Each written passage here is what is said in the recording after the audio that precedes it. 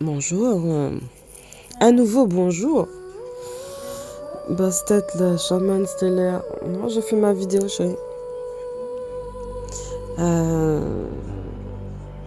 voulais parler d'un sujet bien précis. Est-ce que vous réalisez que nos âmes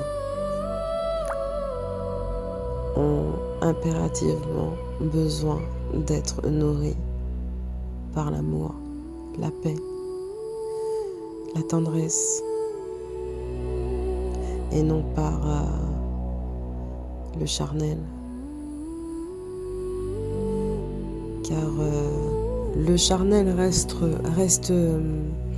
furtif, je dirais, quand c'est des âmes qui sont nourries que par ça. Ça reste furtif, éphémère, et ça ne dure jamais. Mais ce que vous réalisez pas, c'est que au niveau de la réincarnation de votre âme, si elle n'est nourrie que par ce charnel qui vous habite, il sera très difficile pour elle de se réincarner et d'expérimenter une vie terrestre encore et encore. Encore plus quand vous devez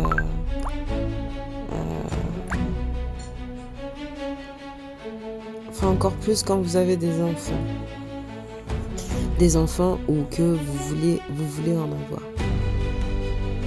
Parce que nos enfants sont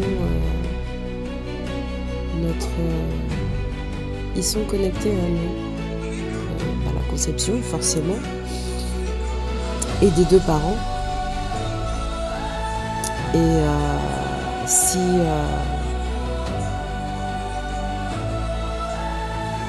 on continue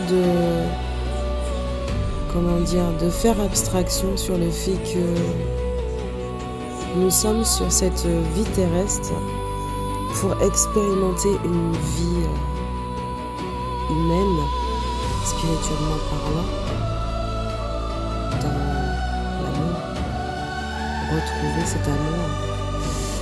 Et ça n'agit pas que sur nous, en fait, ça agit aussi sur le transgénérationnel, mais surtout nos ancêtres. C'est ce qui fait qu'on peut les honorer pleinement du combat qu'ils ont mené pour leur propre liberté d'exister déjà en tant qu'être.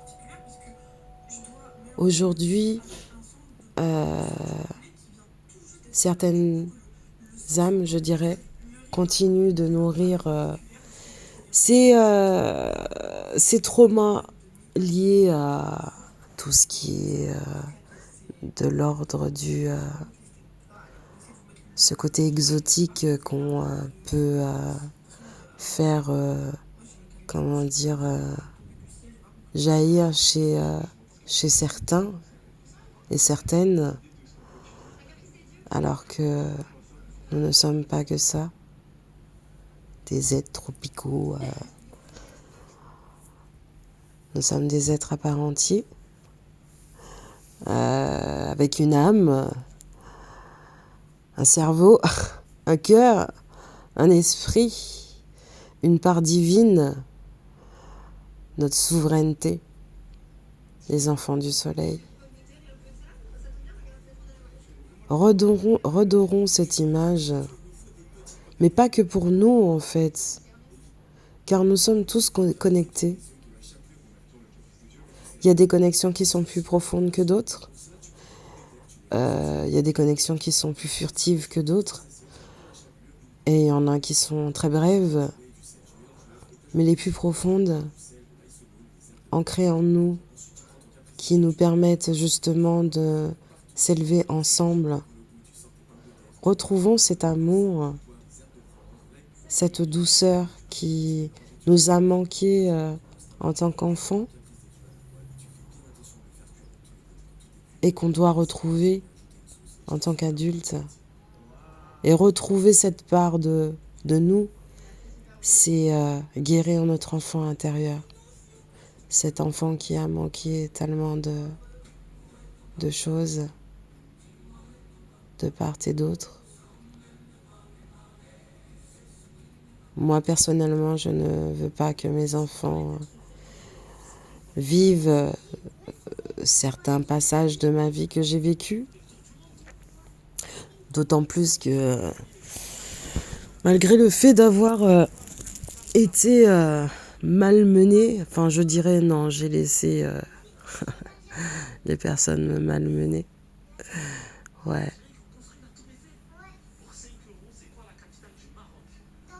Responsabilité oblige. Aujourd'hui, non, je veux vivre pleinement cet amour qui est en moi, qui déborde, que je ne donnerai pas à n'importe qui, ça c'est clair.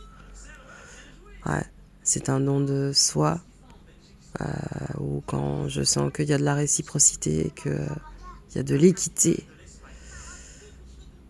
Oui, c'est un partage et un échange. Quand des personnes sont bonnes pour nous, elles ne nous font pas régresser, au contraire, on s'élève ensemble. Voilà la différence avec les bonnes énergies et les mauvaises énergies. Faut savoir les déceler.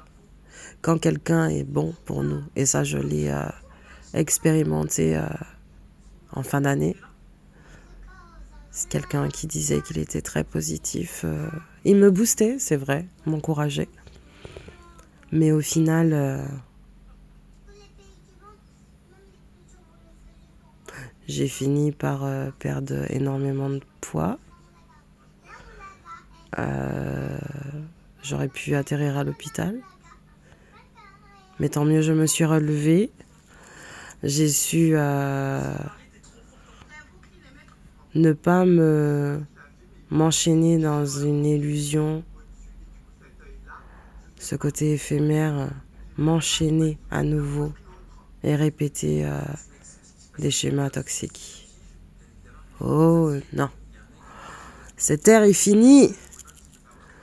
Aujourd'hui, l'ère est à l'amour, le partage, l'échange, mais surtout cet amour en nous que l'on donne à nos enfants, que nos enfants nous le donnent pour qu'on le diffuse après.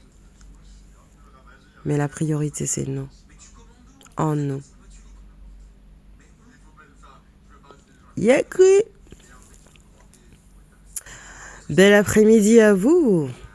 Aimons-nous vivant la base dans l'équité la plus complète.